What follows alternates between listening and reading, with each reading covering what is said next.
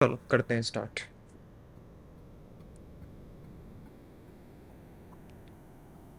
ठीक है।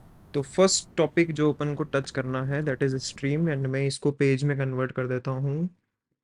Turn into page. ठीक है।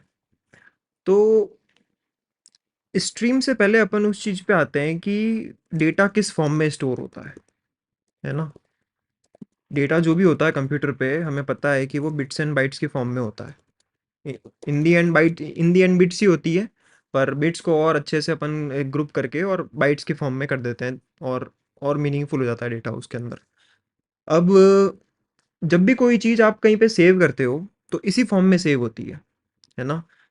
जैसे अगर फाइल्स का भी एग्जांपल लेंगे तो फाइल्स में भी जो कुछ भी सेव होता है, एनीथिंग, तुम नॉर्मल टेक्स्ट भी सेव करोगे या नॉर्मल डॉक की फाइल भी सेव करोगे, doc, excel, CSV, image, video, any file, सब फाइल के अंदर सेव ये बिट्स एंड बाइट्स ही होती है। तो देखो होता क्या है, अब सपोज करो तुम अ, ऐसा कोई एप्लीकेशन बना रहे हो जिसके अंदर मैं एक वीडियो फाइल सेलेक्ट करूंगा, है ना। और उसमें मैं बताऊंगा कि ये पर्टिकुलर 1 घंटे 5 मिनट पे जो स्क्रीन पे दिखता है उस वीडियो के अंदर उसका स्क्रीनशॉट दे दो, है ना। वापस रिपीट करता हूँ, जैसे फॉर एग्जांपल मैंने एक वीडियो दे दिया उसे, एंड मैंने कहा कि इस पर्टिकुलर टाइम स्टैम्प पे जो फ्रेम होगी उस वीडियो की उसको एज अ इमेज सेव कर देना है मेरे को। ठीक है। तो अब इस टास्क के लिए अब सपोज करो वो वाली जो वीडियो फाइल है उसकी साइज काफ़ी बड़ी हो सकती है। वो 4 GB का वीडियो हो सकता है, 8 GB का वीडियो हो सकता है। बट जैसा कि हमें पता है कि जब भी आपकी एप्लीकेशन रन होती है तो उसे एक लिमिटेड मेमोरी अलोकेट होती है ना, बिकॉज हमारे पास रैम लिमिटेड होती है। हमारे फ़ोन में ही 8 GB 12 GB की रैम होती है। तो अगर हमारी वीडियो फाइल ही इतनी बड़ी हो जाएगी तो बाकी एप्लीकेशंस कहाँ जाएंगे, सिस्टम एप्लीकेशन कहाँ जाएंगे, है ना। तो उतनी मेमोरी एक साथ एलोकेट नहीं होती। तो हम अगर किसी फाइल को रीड करना चाहते हैं हमारे एप्लीकेशन के अंदर तो हम उसे एज अ बाइट्स की लिस्ट, जिसे हम बाइट एरे भी कहते हैं, as a byte array read नहीं कर सकते। ठीक है। अगर आपको कुछ डेटा रीड करना है तो एक ऑप्शन है बाइट एरे, रीडिंग फाइल्स। तो फाइल्स को रीड करने के लिए हमारे पास एक ऑप्शन है बाइट एरे का। पर बाइट एरे में इशू क्या है, बाइट एरे जब भी आप यूज करोगे तो वो आपको पूरी की पूरी पूरा पूरा डेटा ला करके दे देगा वो एज अ एरे। तो जैसे कि फॉर एग्जांपल अगर हमारी 8 GB की कोई वीडियो फाइल है तो 8 GB into 1024 MB into 1024 KB into 1024 bytes, उतनी बाइट्स की साइज इस एरे की साइज होगी, है ना। और उस फाइल में जितने भी बाइट्स है सब कुछ डिलीट करके ले आएगा वो। तो वो एक बहुत हैवी ऑपरेशन है और इतनी हमें रैम ही एलोकेट नहीं होती। ठीक है। तो फाइल रीड करने का ये तरीका सही नहीं है। तो दूसरा तरीका क्या है, दूसरा तरीका है स्ट्रीम के थ्रू। स्ट्रीम क्या करती है, तुम्हें बाइट बाय बाइट एक्सेस देती है। अगर सपोज तुम्हें किसी फाइल के सारे बाइट्स की एक साथ नीड नहीं है बट एक एक करके नीड लेनी है तुम्हें उसकी, तो तुम उसकी इनपुट स्ट्रीम बना सकते हो। स्ट्रीम फिर दो तरह की होती है, यहीं पे आता है स्ट्रीम का टॉपिक। और स्ट्रीम के अंदर भी स्ट्रीम दो तरह की होती है। One is input stream and one is output stream. तो इनपुट स्ट्रीम जो है वो यूजुअली रीड करने के काम में आती है, और आउटपुट स्ट्रीम जो है वो राइट करने के काम में आती है। और इनपुट स्ट्रीम से रीड करने का फायदा यहाँ पे यही है कि इसके अंदर ये है हैवी ऑपरेशन, है ना। हैवी है because reads all at once, है ना, रिक्वायर्स मोर मेमोरी, यानी कि रैम, है ना। फिजिकल मेमोरी है तभी तो स्टोर्ड है वो हमारे डिवाइस पे। रैम ज़्यादा चाहिए क्योंकि प्रोग्राम में आपको रीड करना है उसे, तो प्रोग्राम को रैम अलोकेट होती है। और स्ट्रीम जो है वो लाइट वेट है, बाइट बाय बाइट एक्सेस देती है आपको, एंड रिक्वायर्स लेस मेमोरी।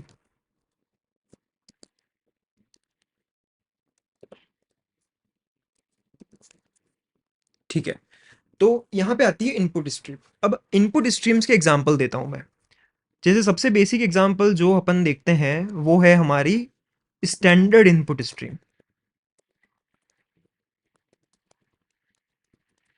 इस नाम से होती है कि नहीं होती वो नहीं पता मेरे को, बट इसका जस्ट मीनिंग बता रहा हूँ मैं, मीनिंग क्या होता है। हम जब भी कोई प्रोग्राम लिखते हैं ना, तब अपन जब भी उसमें प्रिंट स्टेटमेंट लगाते हैं, तो क्या लगता है वो प्रिंट कहाँ पे जाता है? वो प्रिंट जाता है स्टैंडर्ड आउटपुट स्ट्रीम पे, है ना? वो वहां पे कुछ चीज लिखता है। तो जिस तरीके से स्टैंडर्ड इनपुट स्ट्रीम है, उसी तरीके से स्टैंडर्ड आउटपुट स्ट्रीम भी है।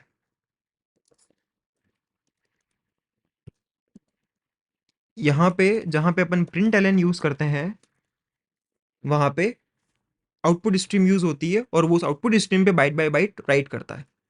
सिमिलरली इनपुट स्ट्रीम, तो इनपुट स्ट्रीम के अंदर भी जब भी तुम्हें कंसोल से, जब भी अपन एप्लीकेशन के अंदर ऐसा लिखते हैं कि रीड एलन, है ना, तो वहां पे वो उस पर्टिकुलर स्ट्रीम से रीड करके हमें बाइट बाय बाइट इनपुट देता है।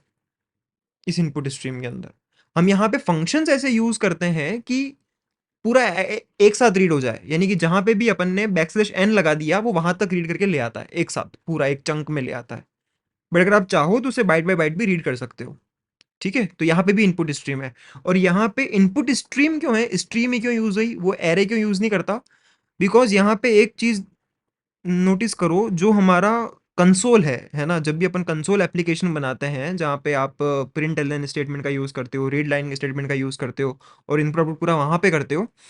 सबसे बेस्ट एग्जांपल है इसका आपका टर्मिनल। टर्मिनल पे सब कुछ इसी स्ट्रीम के बेसिस पे होता है। आपने कुछ कमांड भी लिखी, तो उस चीज से वो कमांड जैसे ही एग्जीक्यूट हुई, तो उसके अंदर आपने जो कुछ भी लिखा वो एज ए इनपुट स्ट्रीम उस प्रोग्राम को रीड हो जाता है। फिर वो वहां से आपने जो भी आर्ग्यूमेंट्स दिए उन्हें रीड करता है। और यहाँ पे स्ट्रीम की यूज होती है क्योंकि ये वन टाइम ऑपरेशन नहीं है। यहाँ पे आप अभी एक कमांड लिख रहे हो, फिर दूसरी कमांड लिखोगे, फिर उसी कमांड के अंदर किसी और क्वेश्चन का आंसर करोगे। तो ये रिपीटेटिव चीज है एंड मल्टीपल टाइम्स हो सकती है। तो जब भी वहां से कुछ इनपुट आएगा आपको यहाँ मिलता रहेगा। एज अ फ्लो समझ सकते हो इस चीज को, है ना? ये फ्लो की तरह, स्ट्रीम फ्लो एक ही चीज है, मीनिंग में एक ही चीज है, बाकी है ऐसे सेपरेट प्रोग्रामिंग के अंदर। तो स्टैंडर्ड इनपुट स्ट्रीम का एग्जांपल अगर अपन लें तो रीड एलन वाला फंक्शन है, जो कि क्लाइंट रीड करके दे देता है तुम्हें। ओके, एक और एग्जांपल है। इसी पे आ जाते हैं, चलो, बाइट एरे इनपुट स्ट्रीम, जो कि अपन ने रिसेंटली यूज करी। बाइट एरे इनपुट स्ट्रीम से नाम से ही क्लियर है कि ये किसी पर्टिकुलर बाइट एरे को आपको as a input stream read करने देता है। सबसे बेस्ट एग्जांपल हमारा फाइल, है ना? ऐसे एक फाइल की भी इनपुट स्ट्रीम होती है, फाइल इनपुट स्ट्रीम, जो फाइल का एक्सेस करवाती है आपको। तो फाइल में भी क्या होता है, फाइल में भी इन दी एंड बाइट एरे ही होती है ना? तो वो भी एक तरीके से बाइट के फॉर्म में आपको एक्सेस देती है उसका जो भी कंटेंट है उसको रीड करने के लिए।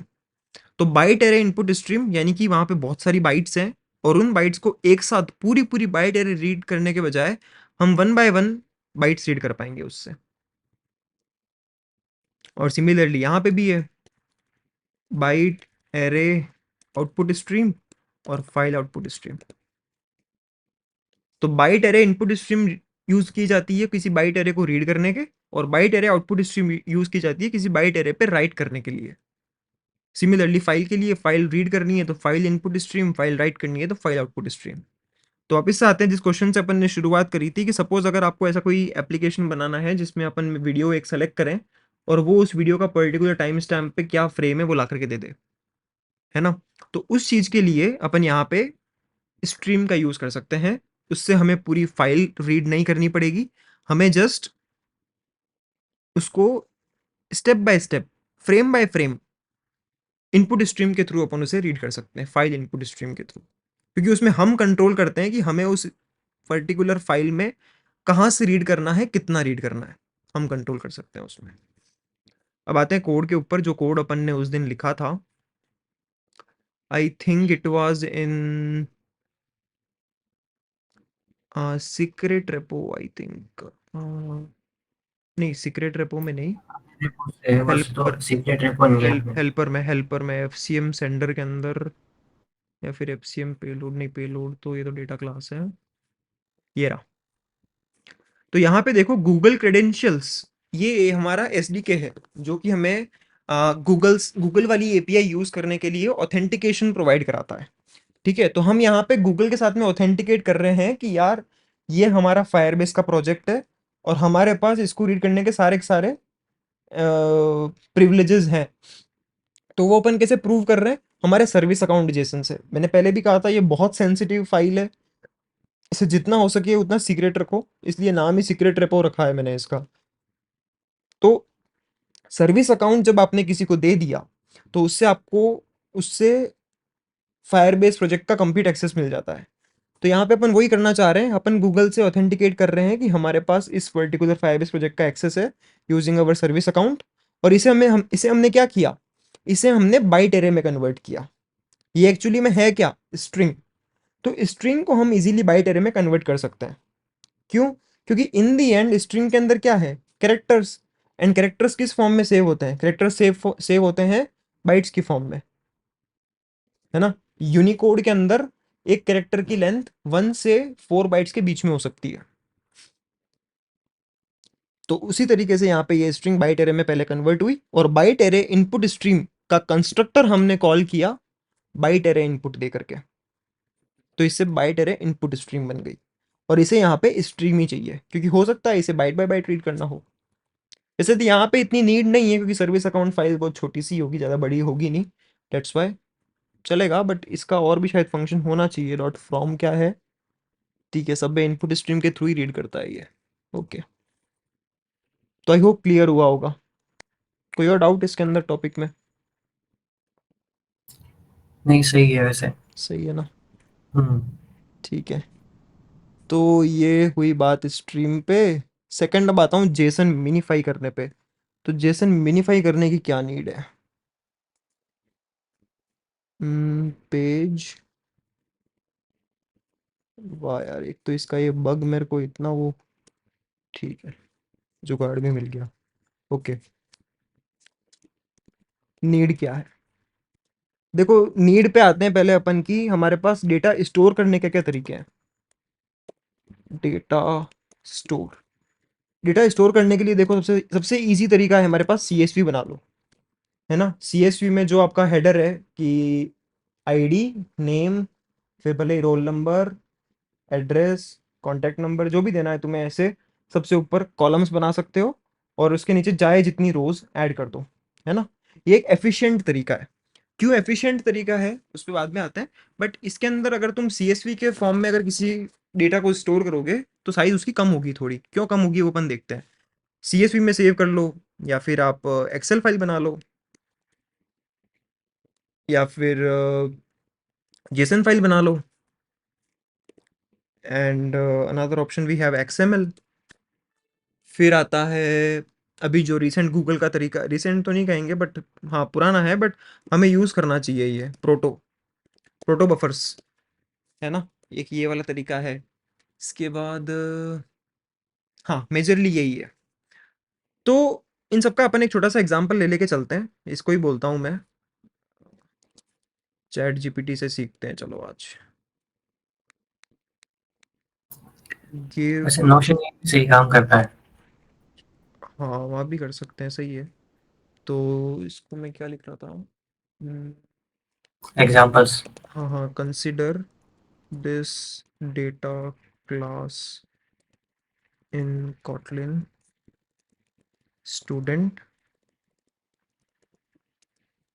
id, name, roll number, contact number और address. Generate following files separately, storing the data of dummy 10 students। 10 तो ज़्यादा हो जाएंगे, 3 कर देते हैं।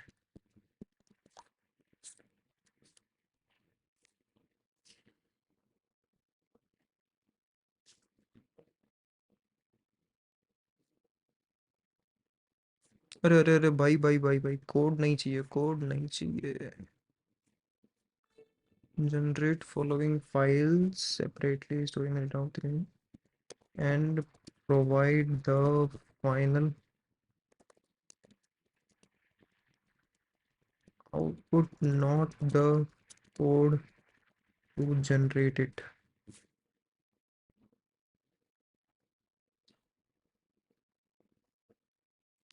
ओहो, ये नया दिया है, एनालाइजिंग। क्या हाँ, एनालाइज पेड है। भैया, क्या एनालाइज कर रहे हो?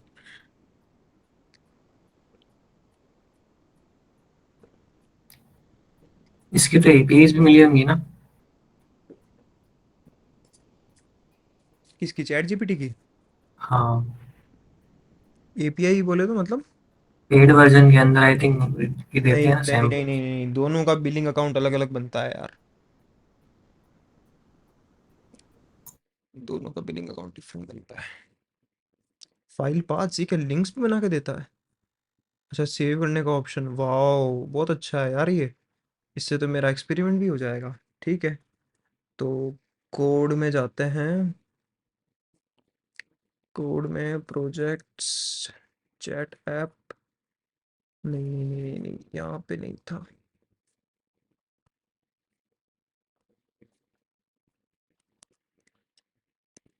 रैंडम कह देते हैं चलो। रैंडम के अंदर अभी फिलहाल अपन पढ़ रहे हैं डेटा फॉर्मेट्स। इसके अंदर बना लेते हैं एग्जांपल्स, और उस एग्जांपल में एक सेव करते हैं CSV। क्या भाई, फाइल नॉट फाउंड, गजब है यार। तो फिर ऑप्शन क्यों दिया? ठीक है, यहीं से कॉपी करके बना लेता हूँ, और क्या।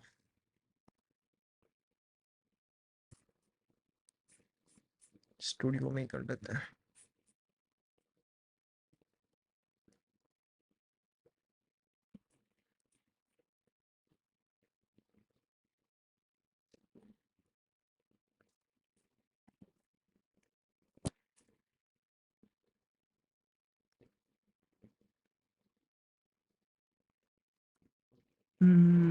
एसेट्स, हाँ एसेट्स वाला फोल्डर, मेन एसेट्स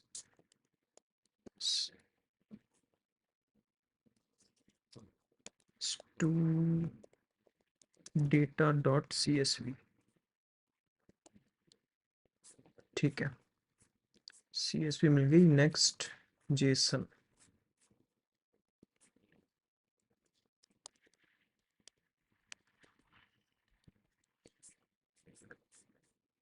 फिर XML,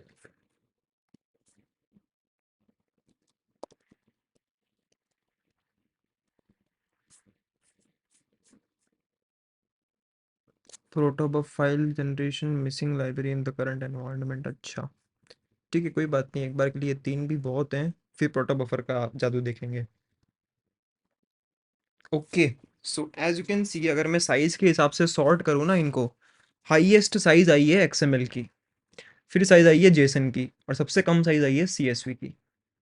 अब ऐसा क्यों है? ऐसा इसलिए है क्योंकि देखो, XML के अंदर बॉयलर प्लेट कितना सारा है। सबसे पहले ऐसे स्टूडेंट्स नाम का टैग बनाया, फिर स्टूडेंट जब भी नया बनाना है तो उसका ओपनिंग टैग, फिर उसका क्लोजिंग टैग, फिर आईडी भी अगर आ रही है तो आईडी दो बार लिखना पड़ रहा है। ओपनिंग क्लोजिंग ऐसे सबके हैं। तो इतने बॉयलर प्लेट के कारण XML फाइल्स की साइज बढ़ जाती है। बट इसका एक फ़ायदा भी है। इसका फ़ायदा ये है कि ये ह्यूमन रीडेबल फॉर्म के अंदर है। समझ में आ रहा है कि हाँ यार, बहुत सारे स्टूडेंट्स हैं, उसमें से ये एक स्टूडेंट है, फिर या दूसरा है, फिर या तीसरा है ना? फिर आते हैं जेसन के ऊपर। जेसन इससे हल्का सा इम्प्रूवमेंट है। आईडी चलो आपको मल्टीपल टाइम नहीं लिखना पड़ रहा, एक ही बार लिखना पड़ रहा है। बट यहाँ पे भी बॉयलर प्लेट है। क्या बॉयलर प्लेट है यहाँ पे? ये स्पेसेस, ये इंडेंटेशन, है ना, ये फालतू के स्पेसेस भी जगह घेरते हैं, बिकॉज ये एक कैरेक्टर है इन दी एंड। हम जब भी डेटा सेव करते हैं तो ऐसा नहीं है कि अगर आप डेटा कुछ कम मीनिंगफुल सेव कर रहे हो तो कम साइज लगेगी। यानी स्पेस का हमारे लिए मीनिंग कम है। अगर हम जेसन के अंदर ये स्पेस हटा भी देंगे ना, तो भी उसके मीनिंग के ऊपर कोई इम्पैक्ट नहीं आएगा। बट उसकी साइज तो उतनी कुछ नहीं रहेगी ना, बिकॉज वो एक इन दी एंड एक कैरेक्टर ही है। तो यहाँ पे ये कैरेक्टर्स बहुत सारे बढ़ गए। और मैं उस दिन जो बात कर रहा था मिनीफाई करने की, वो मिनीफाई के पीछे यही था कि ये फालतू के स्पेसेस जो है ना, इन्हें रिमूव कर दो। वो चीज़ भी ट्राई करते हैं, चलो। इसको बोलता हूँ provide this Jason in minified format. तो ये इसमें से सारे के सारे जो भी स्पेसेस और फालतू का इंडेंटेशन है ना वो सब रिमूव कर देगा और सिंगल लाइन में दे देगा चीज हमें। देखो इतना शॉर्ट हो गया। अब इसे भी स्टोर करके देख लेते हैं। Data minified dot JSON paste. अब देखते हैं साइजेस। तो देखो डेटा मिनिफाइड की और कम हो गई साइज, है ना। 269, पहले 378 था, अब 269 हो गया, क्योंकि फालतू के जो एक्स्ट्रा स्पेसेस और न्यू लाइन कैरेक्टर्स थे वो सब चले गए उसके अंदर से, सिंगल लाइन बन गई वो जेसन अब। ओके, तो ये फायदा है। नेक्स्ट अब आते हैं सीएसवी के ऊपर। सीएसवी तो और अच्छा इम्प्रूवमेंट है। यहाँ पे आईडी देखो 3 बार आ रही थी, अब यहाँ पे केवल एक ही बार आती है। कितना शानदार इम्प्रूवमेंट है। तो this is one of the best best format जिसके अंदर आप डेटा स्टोर कर सकते हो।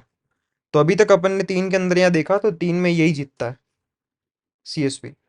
बट इससे भी भयंकर चीज है प्रोटोकॉल बफर्स। प्रोटोकॉल बफर्स क्या करता होगा, एनी गेस? क्या करता होगा वो? क्या जादू होगा उसके अंदर?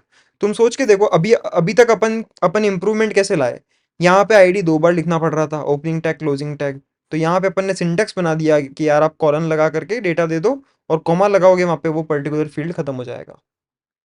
फिर अपन ने और इम्प्रूवमेंट किया कि यार आईडी हर एक के अंदर बार बार लिखनी पड़ रही है, उससे अच्छा एक ही बार लिख देते हैं, है ना।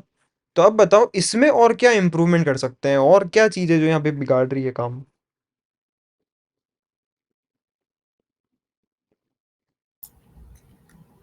इसको भी अपन आई थिंक मेरे हिसाब से कुछ बेस 64 या कुछ बेस वेस यूज करके और छोटा कर दे तो और नहीं नहीं छोटी नहीं नहीं साइज। नहीं, बेस जो है ना वो एक खराब चीज़ है। क्योंकि वो क्या करता है, जैसे 8 3 जा 24 है ना, तो यानी कि 3 बाइट्स अगर आपके पास होती है ना, तो हम्म। बेस 64 में जाके वो 4 बाइट्स बन जाती है। तो बेस 64 तो साइज को बढ़ाता है, कम नहीं करता है। Base okay. 64 अच्छी चीज़ नहीं है। अगर बेस को इंक्रीज करेंगे काफी ज्यादा तो कैरेक्टर्स की साइज छोटी नहीं होगी? बेस को इंक्रीज करें तो, वैसे देखो नंबर स्टोर नहीं कर रहे अपन, तो कौन से बेस की बात कर रहे हो? क्योंकि ये तो यूनिकोड के कैरेक्टर्स हैं। हम्म। बेस तो नंबर सिस्टम में आता है। क्योंकि मेरे को सीएसवी तो काफी शॉर्ट लग रही है, इससे भी छोटा करना है तो फिर तो इससे इनकी साइज ही छोटी करनी पड़ेगी। इससे भी छोटा है, बिल्कुल है। ठीक है, देखो बताता हूँ मैं। अब यहाँ पे देखो ये 3 लाइंस में तो कुछ भी चेंजेस नहीं कर सकते अपन, क्योंकि ये प्योर डेटा है ना। यहाँ पे कोई छेड़खानी नहीं हो सकती। छेड़खानी करनी है तो आपको यहाँ पे करनी पड़ेगी। अब यहाँ पे क्या चीज़ कर सकते हैं अपन? यहाँ पे देखो अपन क्या कर सकते हैं कि प्रोटोकॉल बफर, या इसी को पूछता हूँ ना यार, ये जनरेट करेगा। Explain how student list will be saved using protobuf. ठीक है, सबसे पहले आप इसकी एक प्रोटो फाइल बनती है सबसे पहले। यानी कि जिस तरीके से अपन कोटलिन के डेटा क्लास बनाते हैं ना, वैसे ये डेटा क्लास बन जाएगी कि स्टूडेंट है। अब इसमें यहाँ पे टाइप अलग अलग चलते हैं। इंटीजर 32 यानी 32 बिट्स का इंटीजर, 4 बाइट्स का इंटीजर। तो अब यहाँ पे देखो यहीं पे जादू हो रहा है। हमने यहाँ पे आईडी को एज अ आईडी कहने के बजाय अपन इसे कहेंगे 1, है ना। तो फायदा कैसे हुआ? फायदा ऐसे हुआ कि यहाँ पे आईडी की जगह पे मैं 1 लिखूंगा, कि फर्स्ट फील्ड की ये वैल्यूज है, ऐसा। देन मैंने क्या किया, दूसरा फील्ड बनाया नेम। नेम को मैंने 2 आईडी दे दी। यानी कि हम फील्ड्स को आईडी दे रहे हैं यहाँ पे। और जब भी हम इसे स्टोर करेंगे ना, तो वहां पे भी हम इन आईडीज के फॉर्म में सेव करेंगे। तो हमारा फील्ड नेम भले ही कितना ही बड़ा क्यों ना हो, कहीं पे सपोज हो सकता है ये फील्ड नेम ही 25 से 30 कैरेक्टर का हो, तो उसकी साइज भी कम हो जाएगी, सिंगल ये इंटीजर के फॉर्म में सेव हो जाएगा वो। तो जब ये क्रिएट होगा सेव टू फाइल, तो प्रोटोबफ पाइथन दे दिया इसने तो। तो ये एक तरीके से ये कि जो वेरिएबल्स बना रहे हैं उन वेरिएबल्स की साइज हम्म, मिनिमम करके और उस हिसाब से इसको इम्प्रूव करने की कोशिश कर रहा है, ऐसा है क्या? बिल्कुल बिल्कुल बिल्कुल। जैसे फॉर एग्जांपल पता है कि किसी इंसान की एज जो है वो 3 डिजिट से ज्यादा नहीं हो सकती और इवन 128 से भी ऊपर मुश्किल ही होती है। तो वहाँ हम नहीं नहीं जैसे। नहीं नहीं, जो हमारे फील्ड्स है, फील्ड के जो वैल्यूज है वैल्यूज को अफेक्ट नहीं करता है ये जस्ट उनकी कीज को अफेक्ट करता है। ओके, अच्छा, तो हाँ कि एक स्ट्रिंग में होती है तो उसको हाँ और शॉर्ट कर देगा ऐसा? हाँ, ये उसको और शॉर्ट कर देगा। यानी कि यहाँ पे मैं बता रहा हूँ ना, ये जो CSV जो है ना, ये CSV अगर मैं कॉपी करके यहाँ पेस्ट करूँ वापस से, और इसको, वैसे एक्चुअली में ऐसे सेव नहीं होती क्योंकि ये इसे बाइनरी में सेव करता है, बट अभी के हम्म। लिए चलो मैं कर देता हूँ। यहाँ से टेक्स्ट फाइल ओपन कर ले, तो जैसे आईडी को मैंने 1 दिया ना, तो 1 आ गया, ये 2 आ अच्छा। गया, ये 3 आ गया, ये 4 आ गया, ये 5 आ गया। बट ऐसे स्टोर होता नहीं है, स्टोर समझ किस रहा हूँ, तरीके से होता है। कोरस्पॉन्डिंग हो गया। हाँ, पर वो फील्ड के नेम्स को नहीं आने देगा फाइल के अंदर, वो फील्ड के हम्म। ऐसे आईडीज को आने देता है। तो और शॉर्ट हो गया डेटा हमारा। इसमें यहाँ पे बहुत अच्छे से एक्सप्लेन भी कर रखा है इन्होंने, techniques and coding, proto 2, proto 3, इसी को बोलता हूँ, यही बना के देगा। शो हाउ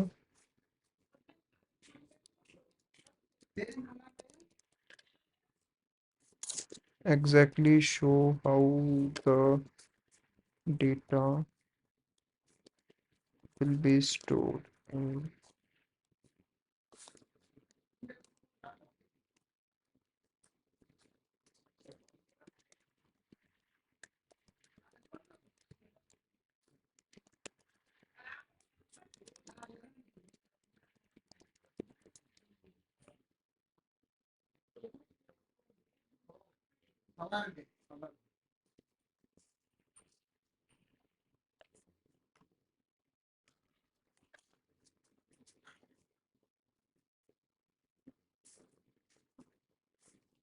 अरे इसने तो बाइट्स दे दिए, तो ये एकदम बेसिक लेवल पे चला गया ये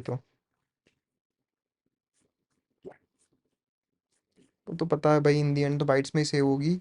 हाँ, तो मतलब ये तो बहुत गलत दे दिया इसने एग्जाम्पल, क्योंकि ये तरीका तो नहीं होता है।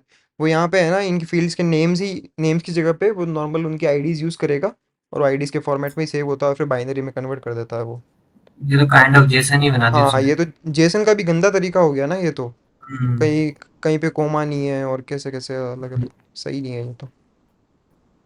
ठीक है, तो यही था मेरा मतलब, कि हम्म। मिनिफाई क्यों करना पड़ता है, और ये साइज को रिड्यूस करने के काम में आता है। और आज तक प्रोटोकॉल बफर का कोई तोड़ नहीं है, सबसे मिनिमल साइज के एफिशिएंट। अंदर यही सेव करता है डेटा को।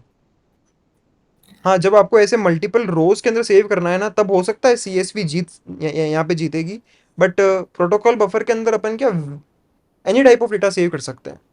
तुम्हारे पास नेस्टिंग के अंदर डेटा है, जैसे कि स्टूडेंट्स के पास मल्टीपल, जैसे फैमिली मेम्बर्स हैं तो फैमिली मेम्बर्स अलग अलग हो गए, एम्प्लॉय है तो एम्प्लॉय के अलग अलग प्रोजेक्ट्स हो गए।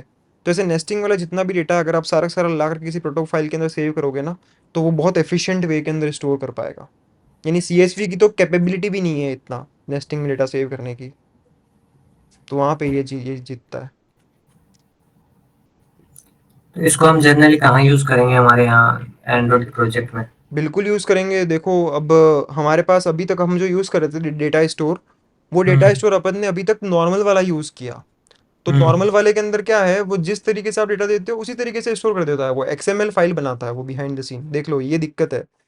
जो अपन शेयर्ड रेफरेंसेस की फाइल बनाते हैं वो XML फाइल्स होती हैं, तो XML अपन ने देखा, साइज भी बड़ी है एक तो उसकी, और साइज बड़ी तो फिर इसकी पार्सिंग भी इतनी कितनी डिफिकल्ट है। डिफिकल्ट तो नहीं है, पर मतलब हैवी ऑपरेशन है वो एक एक करके रीड करेगा, अच्छा ये इसका ओपनिंग टैग है, फिर समझेगा इसका ये, अच्छा ये क्लोजिंग टैग है, तो ये मतलब ये वाला डेटा है, फिर इसमें फील्ड बाय फील्ड रीड करेगा। तो इसकी पार्सिंग जो है वो हैवी ऑपरेशन है। बट प्रोटोकॉल बफर क्योंकि बाइनरी के अंदर स्टोर हो रहा है, तो उसका कंपैरेटिवली कम पार्सिंग टाइम है। तो वो एक अच्छी अप्रोच है। तो अभी तक जो अपन ने डेटा स्टोर यूज़ किया, वो प्रेफरेंसेस जो सेव करता है वो नॉर्मली XML फाइल के अंदर सेव करता है, which is not so efficient. इसी तरीके से हमारे पास में डेटा स्टोर के अंदर प्रोटोकॉल बफर का भी ऑप्शन है, तो अपन प्रोटोकॉल बफर के फॉर्म में भी स्टोर कर सकते हैं डेटा को। तो उससे आपको अपने एप्लीकेशन में जो भी डेटा स्टोर करना है, आपके कस्टम ऑब्जेक्ट्स की फॉर्म में, कस्टम ऑब्जेक्ट्स कोई अपने कोई सी भी डेटा क्लास बनाई, उस डेटा क्लास की फॉर्म में स्टोर करना है, तो you can do it using protocol buffer. आपको फालतू का बीच में जीसन सीरियलाइजेशन या फिर सीरियलाइजेशन वाली जो एक्स वाली प्लगइन है वो वाली भी लगाने की ज़रूरत नहीं है, सीधा स्टोर करेगा वो।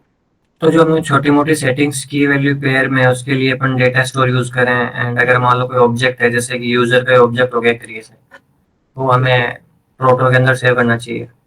बिल्कुल, यूजर का ऑब्जेक्ट हो गया, कार्ट का ऑब्जेक्ट हो गया, लिस्ट ऑफ ऑब्जेक्ट्स लिस्ट, भी हाँ, सेव कर सकते हैं, राइट? बिल्कुल बिल्कुल बिल्कुल, एनीथिंग।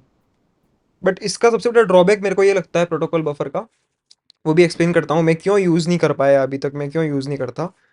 सबसे बड़ा ड्रॉबैक जो है ना इसका वो यही है कि आपको इस तरीके से आपकी डेटा क्लासेस डिफाइन करनी पड़ेगी, और इसको अपन डिफाइन करते हैं डॉट प्रोटोटाइप के अंदर। तो आपके जितने भी मॉडल्स हैं ना, बात अब ये है कि ये जितने भी मॉडल्स हैं, ये मॉडल्स अब यहाँ पे डिफाइन नहीं होंगे, ये सारे मॉडल के प्रोटो बनेंगे, ठीक है। और इन्होंने ऑलरेडी हमारे लिए लाइब्रेरीज बना रखी है जो क्या करती है, इस प्रोटो से ऑटोमेटिक डेटा क्लासेस बना देती है। समझ रहे हो? यानी कि हमें ये पर्सन की डेटा क्लास तो मिलेगी बट हम नहीं बनाएंगे वो, हम बनाएंगे प्रोटो, प्रोटो की लाइब्रेरीज बना के देगी डेटा क्लास, और वो डेटा क्लास फिर अपन यूज़ कर सकते हैं, ऐसा। तो ये प्रोसेस चलती है, और मुझे इस तरीके से डिफाइन करना थोड़ा सुटेबल नहीं लगता। तो जब ज़्यादा ही हैवी ऑपरेशन हो जाएगा तब मैं प्रोटो पे आ जाऊँगा। बाकी मैं तो यही प्रेफर करूँगा कि प्रोटो के अंदर ही करो। हल्का सा ये ओवरहेड है ये वाला लिखने का, ये तरीका थोड़ा सा अलग है। जैसे यहाँ पे अगर नलेबल बनाने हैं ना तो ऐसे ऑप्शनल लिखना पड़ता है, हम्म। बट मैं यूज टू हूँ कॉटलिन वाले तरीके से, तो मैं यहाँ से बनाता हूँ। तो मैं ये चाह रहा था कि ऐसी कोई लाइब्रेरी हो कि मैं डेटा क्लास ही बना के दूंगा, और वो डेटा क्लास के हिसाब से ऑटोमेटिक बना ले प्रोटो, ऐसा चाह रहा था मैं। क्योंकि हम हाँ, यूज होना टू हैं इस चाहिए, होना तरीके से, चाहिए। हाँ हम यूज टू हैं इस तरीके से, तो हम यहाँ बना देंगे, तुम यहाँ से वहाँ बना लो। क्योंकि अब जैसे देखो पुरानी ये बात। वाली चीज़ है, अब जैसे ये वाली है नो आर्ग्यूमेंट कंस्ट्रक्टर वाली, तो ये मैं हम्म। फिर प्रोटो के अंदर कैसे करूंगा, मैं वहाँ पे फंस जाऊंगा। बिल्कुल। और वैसे होता है कि जैसे कोई मान लो ऊपर से वेरिएबल आ रहा है, वो आता है उसके अंदर, स्नैक केस के अंदर, हम्म। और हम जैसे इमेज अंडरस्कोर यूआरएल तो हो गया। एनोटेशन लगाने तो पड़ते हैं, वो कैसे हाँ, लगेंगे फिर? हाँ, तो ये तो अभी हम्म। मुश्किल है। इसलिए अटक जाएंगे इन चीज़ों के अंदर। तो मैंने हम्म। ढूंढने की कोशिश भी करी थी कि तो डेटा स्टोर है वो तो सही काम करता होगी, तो ऑब्जेक्ट सही तरीके से स्ट्रिंग हाँ से करता है ना। करता है, बट अगर आपको प्रोटो वाला तरीका यूज़ करना है ना, तो आपको फिर हम्म। उसका ये प्रोटो वाली क्लासेस बनानी पड़ेगी, तो ही उसका सीरियलाइजेशन डिसीरियलाइजेशन होता है उसका, बाकी नहीं होता है। तो एक्स्ट्रा ओवरहेड है। हाँ एक्स्ट्रा ओवरहेड है प्रोटो क्लास बनाने वाली। Kotlin data class support in protocol buffer, Kotlin data class।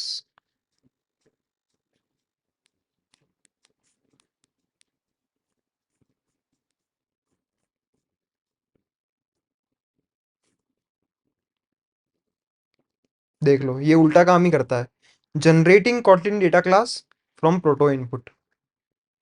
मुझे उल्टा चाहिए कि मैं बना के दूँ डेटा हम्म। क्लास और ये बना ले ऑटोमेटिक प्रोटो, क्योंकि बन सकती है अगर ये वन वे कर सकता है काम, तो उसका अनदर वे भी हो सकता है।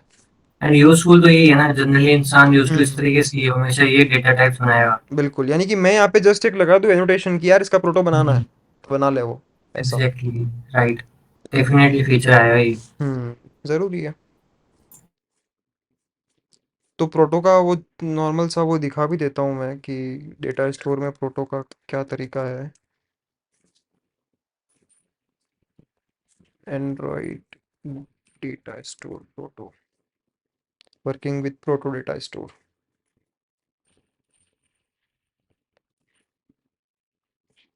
वाह, पूरी मस्त कोड लैब बना रखी है इन्होंने तो। Data store proto data store defining, तो यहाँ पे देखो इन्होंने प्रोटो बना दिया एक, है ना। मैसेज यूजर, ये है ना, इनको मैसेज कहते हैं, मॉडल को मैसेज कहते हैं। अपन जब डेटा क्लास यूज करेंगे वहाँ पे ये कहेंगे मैसेज। तो यहाँ पे इसके अंदर फिलहाल एक ही फील्ड है बूल, उसका नाम ये दिया, और इक्वल टू आईडी अपन ने दे दी 1। अब यहाँ पे एक चीज तुम्हें ध्यान रखनी है कि जब भी अपन इन मॉडल के अंदर चेंजेस करेंगे ना, तो हमें इस चीज का भी ध्यान रखना है कि हम ये आईडीज के साथ में ज्यादा छेड़खानी ना करें। नहीं तो फिर अगर अपन ने आईडीज किसी की चेंज कर दी तो वो मीनिंग ही चेंज हो जाएगा कम्प्लीटली।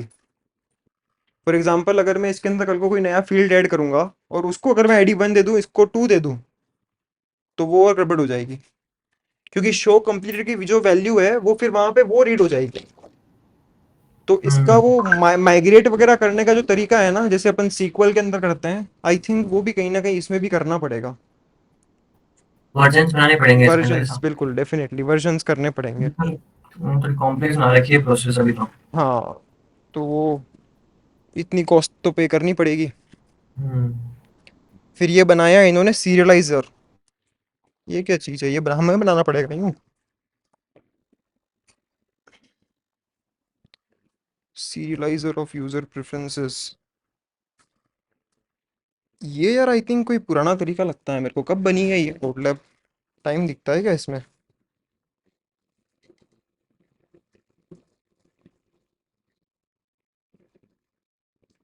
2023 में लास्ट अपडेट हुई है। डॉक्स नहीं है क्या?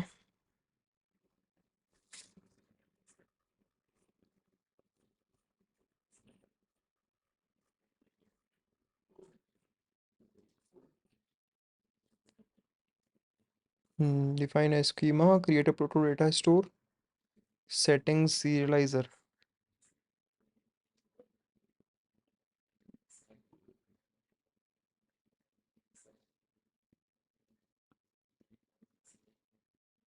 ठीक है, तो ये भी एक ओवरहेड हो गया कि तुम जैसे यहाँ पे इन्होंने क्या किया, सेटिंग्स नाम का बनाया है एक प्रोटो, है ना।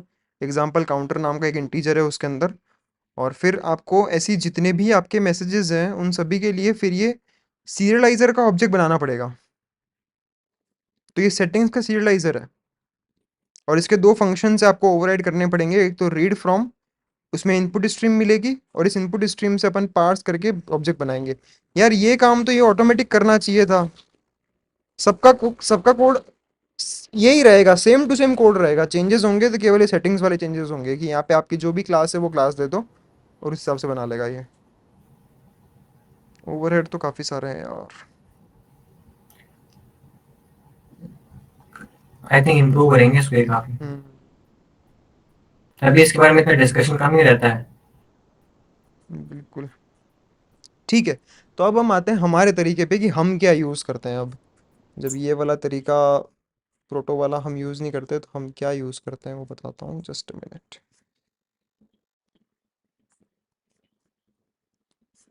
ओके, तो हम यहाँ पे कॉटलिन के अंदर यूज़ करते हैं, डेटा स्टोर हो गया ये अपन ने देख लिया। तो इसके अंदर अगर मैं यहाँ पे अरेंज करूँ उस फॉर्मेट पे, तो ये कर ही देते हैं। ओपन किया है तो एक्सएमएल सबसे ज़्यादा high size, then JSON, then I think Excel, क्योंकि एक्सेल एक्सेल के अंदर फॉर्मेटिंग भी होती है।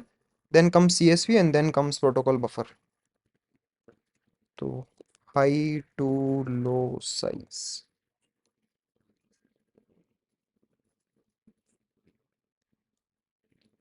और यहाँ लिख भी देता हूँ, minify is required to reduce JSON file size by removing white characters। white characters यानी कि वो जो अपने बैकस्लैश एन, बैकस्लैश टी और। बाकी जेसन वाला क्या कहता है इसलिए अच्छा है क्योंकि मिनीफाई भी अच्छे से हो जाता है वो, उसको अगर आपको वापस ब्यूटीफाई भी करना है तो फट से हो जाता है और रीडेबल भी काफी रहता है। रीडेबल भी काफ़ी है, इसलिए हमारा जो सॉल्यूशन है ना नेक्स्ट, वो जेसन वाला ही है। तो तो हम यहाँ पे यूज़ करते हैं Jason he, but using Jason library upon use करेंगे जीसन का। तो देखो नॉर्मल जो डेटा स्टोर है ना एंड्रॉयड का, ये डेटा स्टोर के अंदर सपोर्ट है केवल प्रिमिटिव टाइप सेव करने का। ओनली प्रिमिटिव टाइप्स, यानी कि integer, long, float, boolean, string, और इन सब की एरे, और इन सब की एरे बना सकते हो। ठीक है, इन्हीं सभी की ये टी एरे, एनीथिंग की इनमें से किसी की भी एरे, ये और बना सकते हो आप केवल ये प्रिमिटिव टाइप सेव कर सकते हो। अगर आपको अपना कोई कस्टम टाइप सेव करना है तो कस्टम टाइप सेव करने का कोई सपोर्ट नहीं है।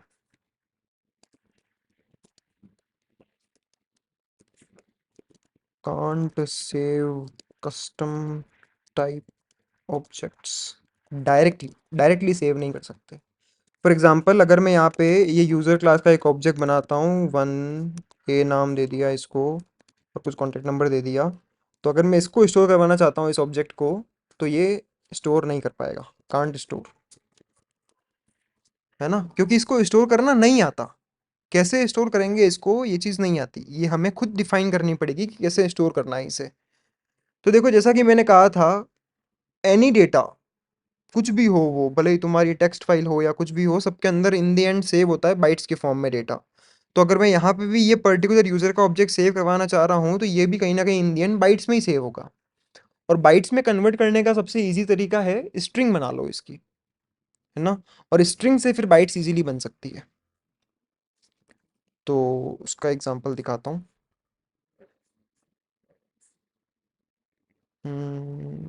कॉटलिन का प्लेग्राउंड।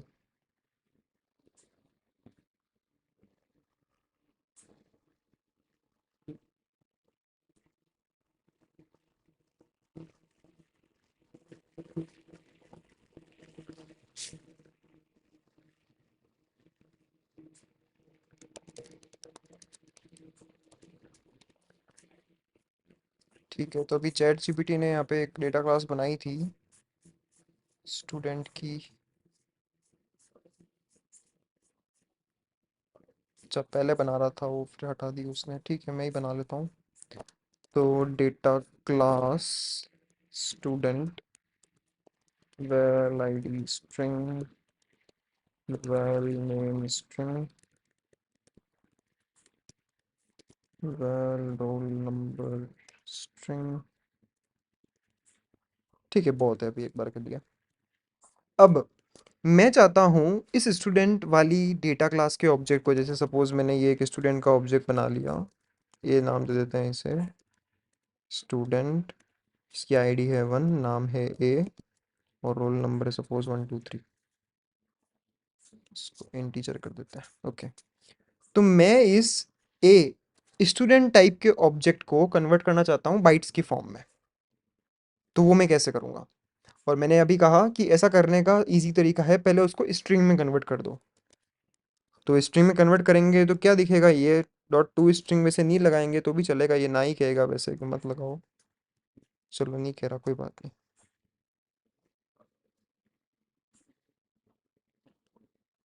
तो ये अपन ने अभी स्ट्रिंग में कन्वर्ट कर दिया, और आगे जाके मैं इसको कहूँगा टू बाइट एरे, तो ये बाइट एरे में भी कन्वर्ट हो जाएगी। और एक बार जब आपने उसको बाइट एरे में कन्वर्ट कर दिया, तो यहाँ पे फिर एंडलेस पॉसिबिलिटीज़ हैं।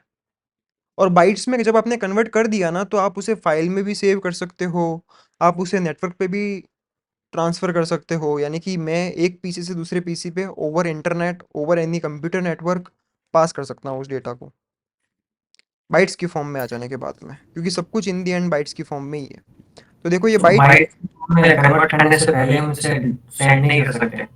नहीं नहीं कर सकते हम सेंड, क्योंकि किस फॉर्मेट में जाएगा वो हमें वही चीज़ क्लियर नहीं है ना। क्योंकि ये तो अभी, वैसे ये एक अच्छा टॉपिक है डिस्कस करने का भी, कि जब इसे स्टोर करने, देखो स्टोर करने तो आता है इसको, है ना। क्योंकि बिट्स की फॉर्म में जाता है ना, अगर वो जाता तो एक ही मतलब बात हो गई ना बाइट। भाई, एक ही बात हो गई, वो तो बिट्स कहो बाइट्स कहो, वो तो बात तो एक ठीक ही है। है ना। बिट्स ही है हम्म। इन द एंड तो।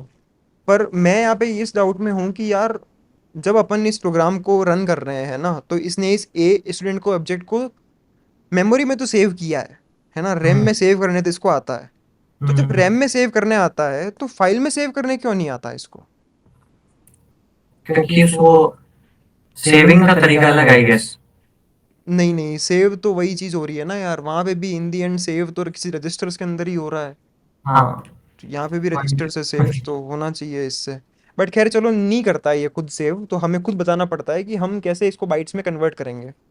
अब मैंने इसको बाइट एरे में कन्वर्ट कर दिया, अपने डेटा आएगा जीरोस एंड वंस की फॉर्म में।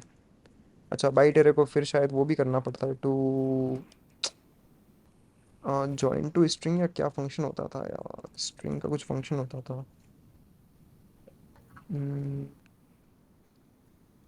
टू हेक्स स्ट्रिंग, नहीं। ऑक्टेन, चल कर ले एक बार देखते हैं। हाँ, ये रहा, ये बाइट्स की फॉर्म में आ गया। तो ये नॉर्मल नंबर्स हैं, यानी कि हेक्साडेसिमल के अंदर है ये, आई थिंक दो दो का पेयर बनता होगा, मे बी दो दो का, ये एक एक का पेयर बनता होगा। और फिर ये इजीली फिर जीरोस एंड वंस में कन्वर्ट हो जाता है। ऐसे भी कर सकते हैं बाइट्स को अलग अलग रीड करके। और इसी को इसमें पूछते हैं। जीरो से एफ तक है। हम्म। हाँ, एक मिनट, चैट जीपीटी को पूछते हैं। हाउ टू कन्वर्ट क्या, प्रिंट बाइट एरे इन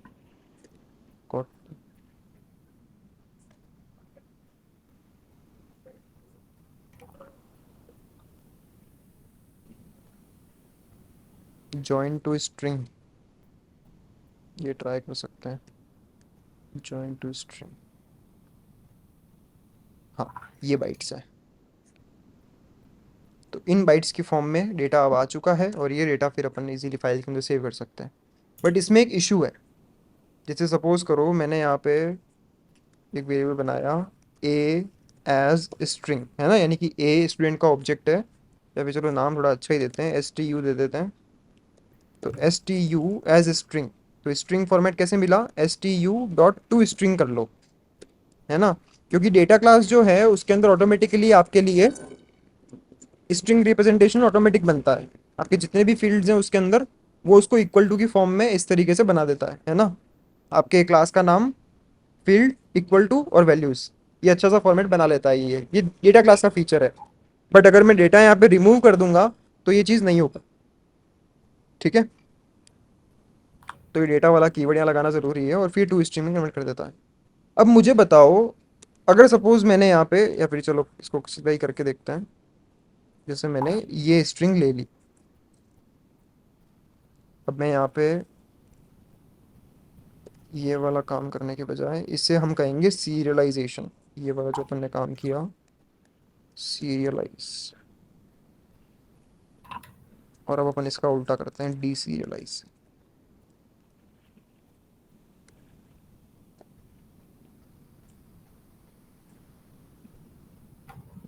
ये तुम्हें पता है अपने इंटेलिजे के अंदर है ना, क्लिपबोर्ड हिस्ट्री का फीचर है।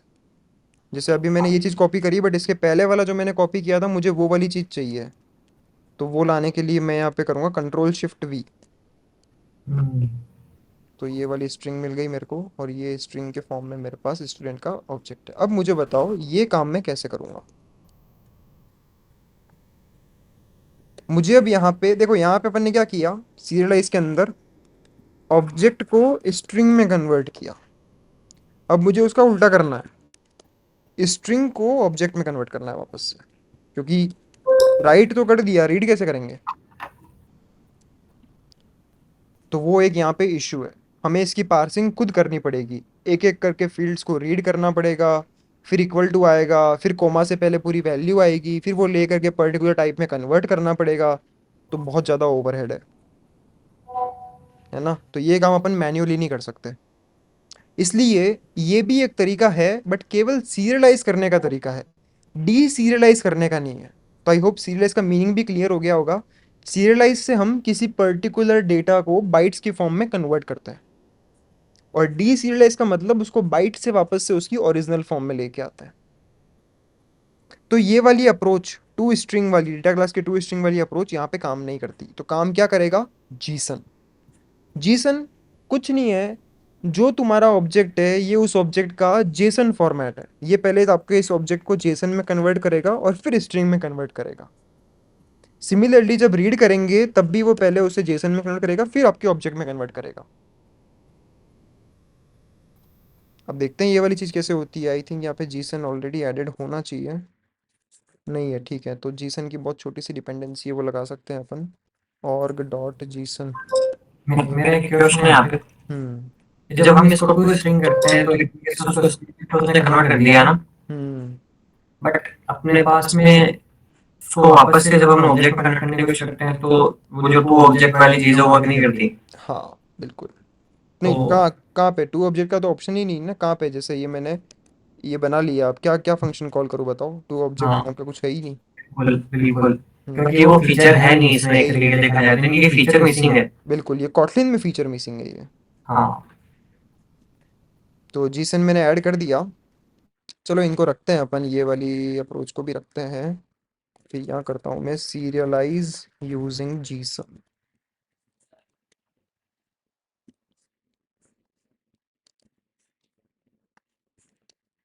और यहाँ पे ये जेसन नहीं आएगा बीच में।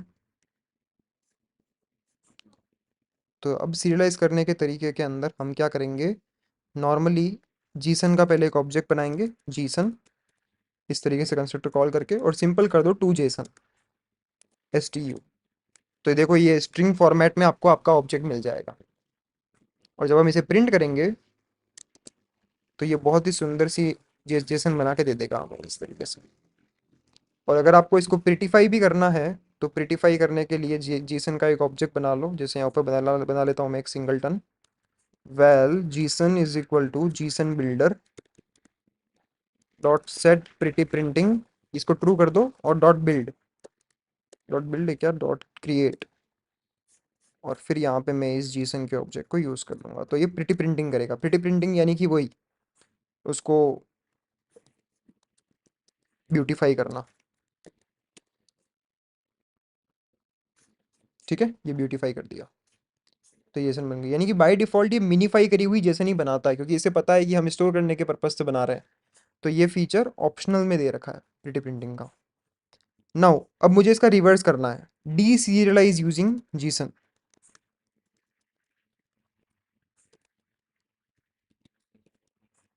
अच्छा जी, ये कैसे करेंगे? तो पहले तो प्रिटी प्रिंटिंग बंद करता हूँ और वापस से एक बार रन करते हैं। ये जेसन लेके आता हूँ इसकी, एंड यहाँ पे करेंगे val STU as string is equal to ये।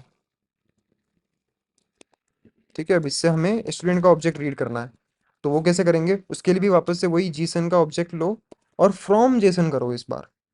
फ्रॉम जेसन में आप बताओ कि क्या टाइप रीड करना है आपको। तो मुझे यहाँ पे रीड करना है स्टूडेंट का ऑब्जेक्ट, और यहाँ पे आप स्ट्रिंग दे दो आपकी। बट अभी भी ये एरर आ रही है, क्योंकि ये सेकंड वापस से टाइप मांगता है। ये थोड़ा सा इनके अंदर बग है, दो दो बार टाइप मांगता है ये। तो यहाँ पे मत दो, यहीं पे दो, फिर एक ही बार देना एक्चुअली होगा। अंदर ये इनका टाइप नहीं, ये इनका इस तरीके से है कि एक जगह हमें आप डेटा दीजिए, दूसरी जगह बताइए वो डेटा का प्रकार क्या है। सो जब हम लिखते हैं फ्रॉम जेसन, तो फ्रॉम जेसन के अंदर भी हमसे दो पैरामीटर एक्सपेक्ट करता है कि एक तो वो तुम डेटा दो हमें, और दूसरा वो डेटा उस ऑब्जेक्ट से कैसे मैप करेगा, वो क्लास बताओ। हाँ, तो वो चीज़ तो भाई यहाँ पे भी तो हो रही थी। देख मैं बताता हूँ, ये वाला तो ठीक है तरीका। अब मैं ये टाइप यहाँ से हटा रहा हूँ। वो हम्म, दो दो फील्ड देने पड़ते हैं, ठीक है, I am aware of that. वो मैं यहाँ दे हम्म, रहा हूँ, ये लो, यहाँ पे दे रहा हूँ मैं, हाँ, ये स्टूडेंट देख लो। हम्म। फिर भी काम नहीं करता ना। ये तो इस आई थिंक फ्रॉम जेसन का फंक्शन चूज करना है जिसमें ऐसा कुछ है, क्योंकि कभी कभी के मल्टीपल टाइप के भी हैं इनके फंक्शन हाँ, ये। मल्टीपल टाइप के ये हैं, इनमें से कोई सा भी टाइप ले नहीं पा रहा है। हाँ, उसमें से एक लगेगा, इसमें से देखो है कोई ना कोई सेट होगा ही मेरे हिसाब से। यानी कि ये ओवरलोडेड फंक्शन है ना। मुझे लगता है ये वाली चीज़ अचीव करना बहुत आसान थी, क्योंकि मैंने करी है हाँ, ये। मैंने ये अपने इसमें एक एक फाइल ऐड करी थी अपन ने हेल्पर के अंदर, डेटा स्टोर यूटिल। यहाँ मैंने ऑलरेडी वो काम कर रखा है। तो अगर तुम अपनी लोकल रेपो देखोगे ना, तो लोकल रेपो के अंदर देखो, यहाँ पे काम अचीव हो चुका है ये वाला। एक ही बार टाइप देना पड़ता है इसके अंदर, एंगुलर ब्रैकेट्स के अंदर। और यहाँ पे भाई साहब दो बार मांगते हैं। दो बार क्या, एक बार, जैसे इस वाले तरीके में एक बार मांग लेता है। हाँ, वो गलत तरीका हो गया, मतलब ये ऊपर वाला, जबकि अपन इसका टाइप बता ही रहे हैं वहाँ पे, तो सिंटैक्स होना चाहिए था, वो ज्यादा रीडेबल सिंटैक्स है। बिल्कुल। हम्म। इसमें क्या क्लास डॉट जावा ने क्या क्या देना पड़ता है। हाँ, ये भूल जाता है इंसान। हम्म, तो ये वर्क नहीं करता, ये बगी है। ठीक है, तो ये स्टूडेंट का ऑब्जेक्ट हमारा बन गया। और वास्तव में बनाया कि नहीं बनाया वो देखो, डीबग करके दिखाता हूँ मैं। तो ये स्टूडेंट का ऑब्जेक्ट यहाँ पे बन चुका है। ये रहा स्टूडेंट, और आईडी नेम रोल नंबर सब कुछ एज इट इज आ गया। ठीक है, तो ये फ्रॉम जेसन वाला अपन तरीका यूज़ कर सकते हैं। और सपोज मैं यहाँ पे कुछ छिड़खानी कर दूँ, जैसे कि रोल नंबर नहीं देता हूँ, फील्ड कुछ गलत दे दिया, तो देखो नल आ गया।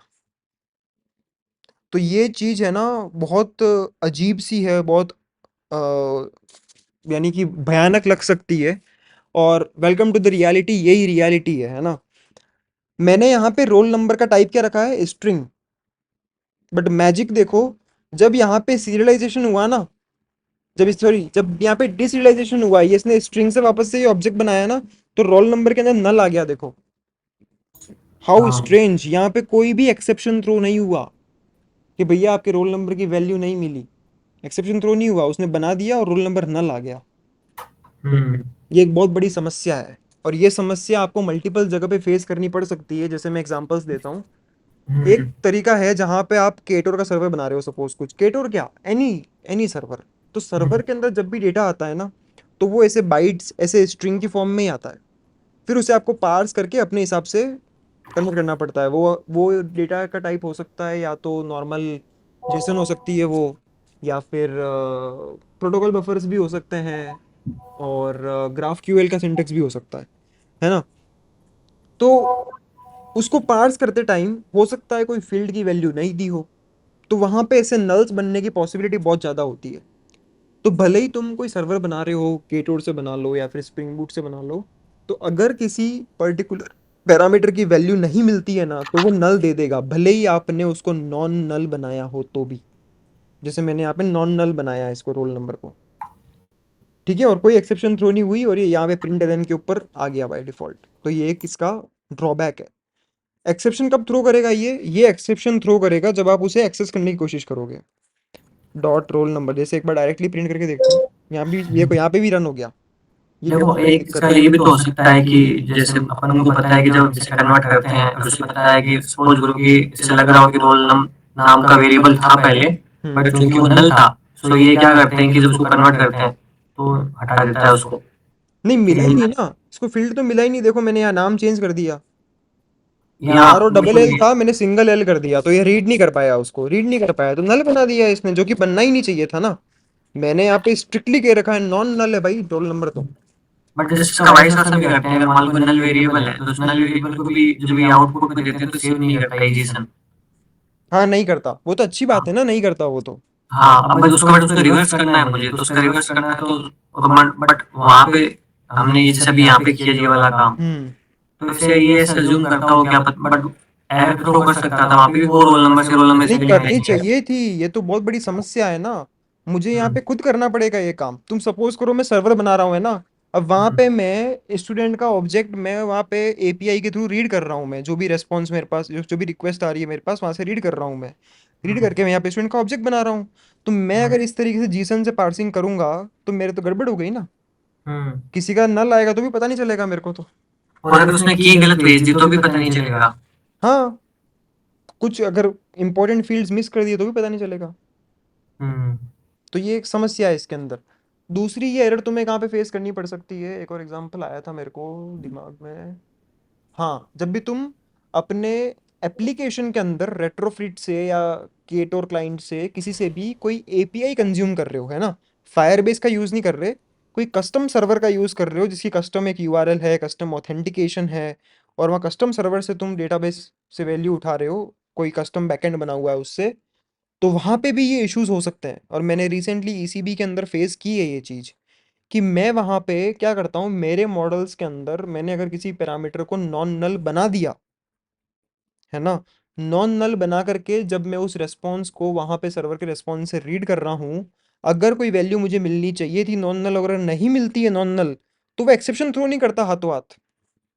वो एक्सेप्शन थ्रो करता है जब मैं उसे यूज़ करूंगा तब। यानी कि मैं आज की डेट में कॉटलिन यूज़ करते हुए भी नल पॉइंटर एक्सेप्शन से डील करता हूँ। बिल्कुल समझ रहा हूँ। तो किसी आपके के साथ कारण। चैलेंज ये रहा होगा कि जब आपने कोड लिखा तो आप तो ये मान के चल रहे थे कि वैल्यू तो यहाँ पे नल आएगी ही नहीं, हाँ बिल्कुल। और इसके हिसाब से कोड लिख दिया। अब दिक्कत यहाँ फिर ये भी आती है कि जब आपकी एरर आ रही होगी तो आपको पता चल जाए कि इसलिए एरर आ रही है क्योंकि ऐसे मिल गया नल, हाँ, जो कि नल तो आ पॉसिबल ही ही नहीं नहीं था। सकता। हाँ, जो कि पॉसिबल ही नहीं था। इतनी बड़ी समस्या है। ठीक है। इसलिए मैंने कहा कि यार, क्लाइंट को कहा कि देखो, हमारे दोनों के बीच में ये अंडरस्टैंडिंग होनी चाहिए कि कौन से फील्ड नॉन नल है, कौन से फील्ड नल है, नलेबल बिल्कुल। है। ये एक प्रॉपर सेम पेज पे रहना जरूरी है, नहीं तो फिर ऐसे नल पॉइंटर एक्सेप्शन ये होते ही रहेंगे। टाइपो की है, अगर की यानी की का टाइपो कितना इम्पोर्टेंट, लेट हम्म। सपोज कि उसने भेजा भी नहीं, उसे नल वैल्यू डाल के ही भेजी, बट हाँ पहले भी हल्का सा मिस्टेक हो गया वैल्यू भेजते टाइम पे, बिल्कुल, की में मतलब। सो पॉसिबिलिटी है। हाँ, तो फिर वापस से सेम नल आ जाएगा फिर उसमें वैल्यू। अब देखो यहाँ पे नल पॉइंटर एक्सेप्शन कब आएगा, देखो कॉटलिन में नल पॉइंटर एक्सेप्शन ले आया मैं। तो अब इस यहाँ चीज से करो, बचने के लिए एक सोल्यूशन ये बचता है कि दोनों की जो कीज हैं। मैन्युअली, नहीं नहीं, मैन्युअली हैंडल करो, देखो आ गया null pointer exception, wow, Kotlin के अंदर नल पॉइंटर एक्सेप्शन। बिल्कुल। तो यहाँ पे तरीका केवल एक यही है कि आप यहाँ पे चेक करो, if student dot roll number not equal to null, तो ही ये काम करना है। और यहाँ पे आईडी कहती है कि भैया ये चीज़ तो कभी पॉसिबल ही नहीं है, आपने तो नॉन नलेबल बनाया है, तो ये तो चेक करना ज़रूरी है ही नहीं, ये तो ट्रू रहती है। बट मैं कहूँगा नहीं, फॉल्स रहती है। अब मैं क्या कहता हूँ, देखो इसको कि प्रिंट एलन। बट तो मुझे हर पैरामीटर के लिए चेक करना पड़ेगा। हाँ बिल्कुल बिल्कुल, मैंने किया है भाई, मैंने मैन्युअली बैठ के किया है। मैंने जब पेट स्ट्रॉन्ग का सर्वर बनाया है ना, तो उसके अंदर मैंने ये चीज़ करी है, दिखाता हूँ उसका कोड। नहीं, मैं तो भाई नल का और लेंथ का दोनों का लगाई है मैंने चेक, जावा में जरूर लगाई है। जरूरी है, देखो आ गया। यानी कि हम्म, ये कंडीशन फॉल्स हुई, ये एल्स पार्ट में आया, जबकि कंपाइलर कह रहा है कि ये हमेशा ट्रू रहेगी, यानी कि हमेशा यही प्रिंट होना चाहिए, पर क्योंकि इम्पॉसिबल है। ये तो ऊपर के उससे उससे क्योंकि हाँ तो उससे आइडेंटिटी को करता है कि भाई ऊपर का नॉन नल वाला है तो ये नहीं रहेगा। बिल्कुल। देखो मेरे पेट स्ट्रॉन्ग का सर्वर बताता हूँ। नहीं यार, ये लाइव रिकॉर्डिंग जाएगी अभी। अभी सही नहीं रहेगा, रहने दो, बाद में दिखाऊंगा चलो। तो उसके अंदर मैंने यही चीज़ें करी है, मैं जो भी मॉडल क्लास बनाई है, जब भी मॉडल क्लास वहाँ से रीड होती है, तब रीड करते वक्त मेरे को उसके अंदर यही चीज़ें करनी पड़ती है, कौन सा कोई फील्ड नल तो नहीं रह गया, सारे फील्ड के लिए चेक लगाना पड़ता है ये। लेंथ वाले चेक भी लगाने पड़ते हैं, और सपोज अगर कोई इनम वाली वैल्यू आ रही है ना, तो इनम हम्म, वाले पे भी चेक लगाना पड़ेगा कि सारी इनम वैल्यू से किसी ना किसी एक से तो मैच करता है वो भी चेक हम्म, करना पड़ता है। तो ओवरहेड है बड़ा। हम्म, ठीक है, बट हमें यहाँ पे तरीका मिल गया सीरियलाइज करने का। ठीक है, सीरियलाइज भी कर दिया अपन ने और डी सीरियलाइज भी कर दिया। अब यहाँ पे क्विकली एक चीज़ और देख लेते हैं, फिर रैपअप करते हैं, टाइम ऑलरेडी ओवर हो गया। तो अब यहाँ बनाता हूँ मैं सीरियलाइज लिस्ट। लिस्ट को कैसे सीरियलाइज कर सकते हैं, लिस्ट यूजिंग जीसन, क्योंकि ये थोड़ी सी अलग चीज़ है। तो मैं यहाँ पे वेल बनाता हूँ to list is equal to list of, और हमारे पास स्टूडेंट के ऑब्जेक्ट्स ऑलरेडी थे, वो ले लेते हैं। Copy, duplicate, two, B, three, C, four, five. ठीक है, 3 स्टूडेंट्स बन गए। अब मुझे इसे जीसन में कन्वर्ट करना है, तो बहुत सिंपल है। Well S T U list string format में कैसे बनेगी, simple, Jason dot to Jason, और इसमें आप कुछ भी दे दो, देखो एनी, कुछ भी दे दो, सबको कन्वर्ट कर देगा ये। और यहाँ प्रिंट करा देते हैं इसे, S T U list string, और प्रिटी प्रिंटिंग को चालू कर देते हैं वापस से, रन। ठीक है, मस्त बन गई जीसन, जेसन बन गई इसकी। अब प्रिटी प्रिंटिंग को बंद करके और वापस से बनाता हूँ मैं इसकी, और अब इसको करते हैं D serialised.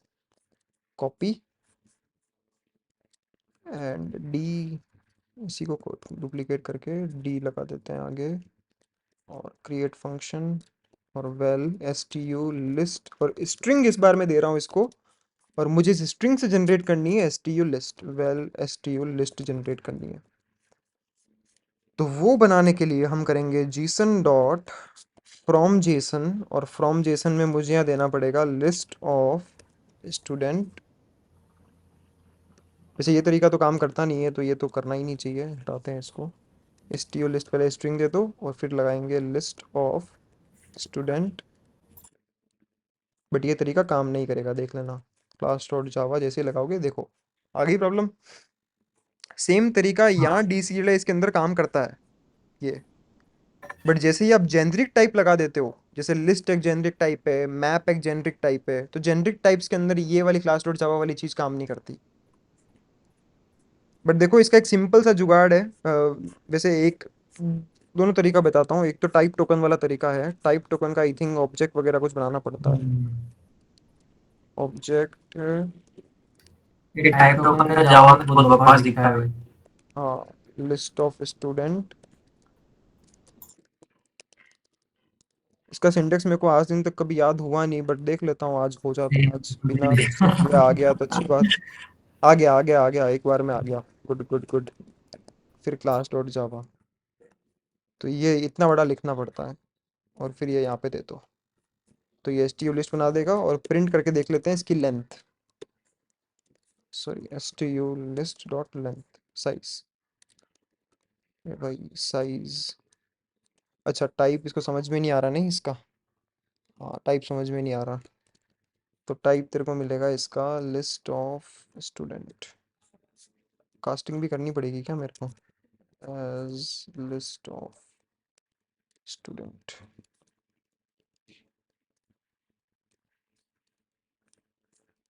Dot size, serialize को कर देते हैं बट डीसीरियलाइज रखता है। Oh exception, begin array, begin object expect कर रहा था। अच्छा शायद टाइप टोकन का सिंटेक्स गलत लगाया है क्या, मैंने देख लेता हूँ।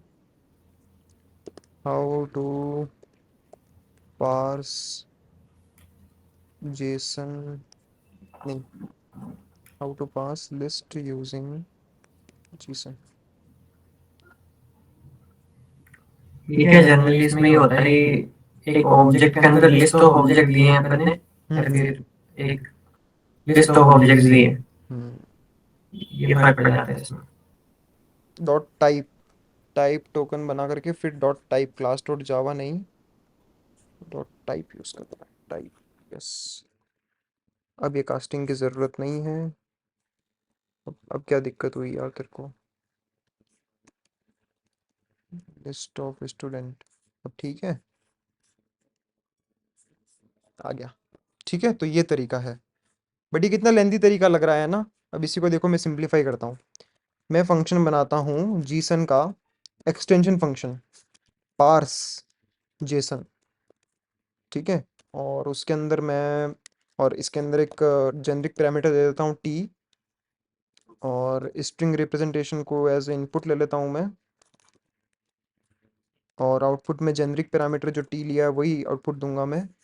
और यहाँ पे हमें करना है फ्रॉम जेसन, यही फंक्शन कॉल करेंगे अपन, स्ट्रिंग फिर यहाँ दे देंगे, और टी की क्लास डॉट जावा, और इसको रीफाइल बनाना पड़ेगा, इनलाइन करना पड़ेगा तो इनलाइन कर दिया, और ये चीज़ को करना है रिटर्न। अब यहाँ पे इसके बजाय सिंपली आप क्या करो, val S T U list is equals to Gson dot, और ये वाला फंक्शन यूज़ करो पार्स जेसन, और इसमें मैं यहाँ पे दे दूंगा लिस्ट ऑफ स्टूडेंट और एस टी यू लिस्ट की स्ट्रिंग। ये भी सेम काम करेगा बट बहुत शॉर्ट कोड। और इसी टेक्निक को यूज़ करते हुए, इसी फंक्शन का यूज़ करते हुए मैंने यहाँ पे डेटा स्टोर यूटिल बनाई है। यहाँ पे अगर तुम देखोगे तो जो गेट डेटा वाला फंक्शन है वो यही काम करता है, जेसन डॉट फ्रॉम जेसन, और यही T class dot Java simply लगा देता है। So this was it, serialization deserialization. और एंड इसके अंदर किस तरह से हमें, हमने देखा स्ट्रिंग किस तरह से प्रिंट होती है, और हमने जैसे पोस्टमैन भी देखा, तो पोस्टमैन जब हम पोस्ट करते हैं बॉडी रो के अंदर देते हैं, वो भी एक तरीके से प्रोपगेशन ही है। बिल्कुल। तो यहाँ से बंदा आइडेंटिफाई कर सकता है कि उसकी जेसन कैसे प्रिंट हो रही है, एंड देन उसके हिसाब से पोस्टमैन वगैरह भी चेक कर सकता है प्रॉपर। हम्म, विजुअलाइजेशन भी सही है एक तरीके से, टेस्टिंग बिल्कुल। भी हो सकती है एंड इम्प्रूव भी हो जाएगी। बेस्ट है जेसन, जेसन मस्त फॉर्मेट है। एंड अभी एक रिसेंट नया फीचर आया है, ट्रिपल कोट वाली जो होती थी ना स्ट्रिंग, हम्म। उसमें पहले क्या था कि हम ना डिजिट्स नहीं लिख सकते थे डॉलर लगा करके, डॉलर लगा के वैल्यू नहीं लिख सकते थे अगर ट्रिपल कोट के अंदर है, तो वो अरे एज ए वाह, वो प्रिंट वाला बग फिक्स कर दिया क्या इन्होंने? फीचर फीचर डाला है। इस नई रिलीज के अंदर उन्होंने क्या किया है कि ट्रिपल कोट से पहले डॉलर लगा दो, फिर उसके अंदर जहां जहां तुम डॉलर लगाओगे उसमें मिलेगा वैल्यू है, तो उस हिसाब से मिलेगा। सही है, ज़रूरत थी यार इस फीचर की। हाँ, तो ये भी रिसेंट में ऐड कर दिया इन्होंने। मस्त है। बढ़िया था आज का सेशन। सही है रे, ऐसे होते रहने चाहिए। और वैसे मैं अगर बताऊँ ना तो मैं माइंड में यही लेके आया था कि डेटा स्टोर यूटिल जो है वो एक्सप्लेन करने वाला था मैं, तो यही टॉपिक पे आने वाला था, सीरियलाइज डीसीरियलाइज के ऊपर। बट चलो अपन घूमते फिरते भी यहाँ पे आ गए तो मैं बता ही देता हूँ इसके अंदर क्या क्या है। जैसे डेटा स्टोर यूटिल के अंदर नॉर्मली, जैसे कि मैंने कहा कि डेटा स्टोर के अंदर केवल प्रिमिटिव टाइप सेव कर सकते हैं ना, बट मैंने यहाँ पे तुम्हारे लिए एनी एनीथिंग सेव करने वाला फंक्शन बना दिया है। तो सेट डेटा के अंदर आप कोई भी वैल्यू दे दो टी, और की दे दो, और सेव कैसे होती है ये, कुछ नहीं, कोई जादू नहीं है, जीसन यूज करके जेसन में कन्वर्ट कर दिया उसको मैंने, एनीथिंग जो भी आप देते हो उसको, तो सेव हो गई जेसन फॉर्मेट के अंदर ये। अब रीड करना है तो रीड भी मैं जीसन का यूज करके रीड कर लूंगा इसे। बट अगर की ही नहीं मिलती है तो इटर्नल कंडीशन है यहाँ पे, सिंपल। बस यही है सबसे इंपॉर्टेंट फंक्शन, इसके दो केवल यही फंक्शंस हैं, इन्हीं फंक्शन के लिए ये वाली क्लास बनाई है, यूटिल वाली क्लास। और सिमिलरली यहाँ वाला भी है, पर ये क्या करता है, ये थोड़ा सा, हाँ वो ये तो थोड़ा, सेव कर सकता है, जो जेसन सेव हो रही थी एक तरीके से, तो वो भी है तो स्ट्रिंग ही ना। हाँ स्ट्रिंग ही है, इसलिए तो प्रिमिटिव में कन्वर्ट हो गया ना वो अब। हाँ बिल्कुल। तो सेव सब सब कुछ स्ट्रिंग फॉर्मेट में ही सेव होगा अब। बुलियन भी दोगे तो बुलियन भी स्ट्रिंग में ही सेव होगा, क्योंकि यहाँ पे जीसन के थ्रू कन्वर्ट हो रहा है वो। ठीक है। और यहाँ पे ये जो फंक्शंस बनाए ना, गेट सीरियलाइज डेटा और सेट सीरियलाइज डेटा, तो ये और मेरे खुद के पर्सनल फंक्शंस ही हैं। क्योंकि देखो डेटा स्टोर इन्होंने किस तरीके से बनाया है, डेटा स्टोर इन्होंने फ्लो के हिसाब से बनाया है। क्योंकि जो भी डेटा आप डेटा स्टोर में सेव करोगे that might change any time. आप ए स्क्रीन से चेंज कर रहे हो तो बी स्क्रीन पे उसका नई वैल्यू मिलनी चाहिए, आपको ऑटोमेटिक नोटिफाई होना चाहिए कि ये इसकी वैल्यू चेंज हो गई। दैट्स वाई एक बार रीड करने के बजाय हम यूज करेंगे फ्लो। तो वैल्यू जब भी चेंज होगी आपको इस फ्लो में कलेक्ट हो जाएगी नई वैल्यू। तो यहाँ पे डेटा स्टोर बनाई इस तरीके से, सिंगल टाइम रीड के लिए नहीं बनाए ये, आप फ्लो के थ्रू ही एक्सेस करो इसे। जैसा अगर इसे मैं ये देखूँ ना, डेटा स्टोर डॉट डेटा, तो डेटा देखो फ्लो ऑफ टी है। और यहाँ पे मैं इसी फ्लो में से फर्स्ट वाली जो वैल्यू है इसकी, फर्स्ट टाइम जो वैल्यू आ रही है उसमें से रीड करके, और जो भी आपकी की आ रही है वो की से ही रीड करके डेटा फर्स्ट टाइम रिटर्न कर रहा हूँ। तो अगर चेंज होगा ना तो पता नहीं चलेगा, क्योंकि आप एक ही बार रीड कर रहे हो। तो ये एक ड्रॉबैक है। यानी कि हम डी इवॉल्व हो गए। यानी कि इन्होंने तो बनाया इस तरीके से था कि फ्लो के थ्रू काम हो, बट हमने बाईपास करके सिंगल टाइम रीड करवा लिया, जिस is which is not recommended. तो अपन बनाएंगे वो वाली चीज़ भी कि आप फ्लो के थ्रू कर पाओ ये वाली चीज़। बाकी सेट करने का तो सिमिलर तरीका ही है, एडिट करो और वही की पे जाकर के वैल्यू सेट कर दो। थोड़ा सा सिंटेक्स थोड़ा सा अजीब था तो मैंने कस्टम फंक्शन बना दिया उसका। बस बाकी तो नॉर्मल क्लियर का है, क्लियर करने का कंप्लीट डेटाबेस, फिर रिमूव करने का की, बेसिकली यही है। और एक एक क्रिएट करने का भी फंक्शन बना दिया। तो डेटा स्टोर बनता है इस तरीके से। अब यहाँ उसका फाइल का वो दे दो, कहाँ पे सेव करना है वो दे दो, पाथ, और फाइल का नाम दे दो।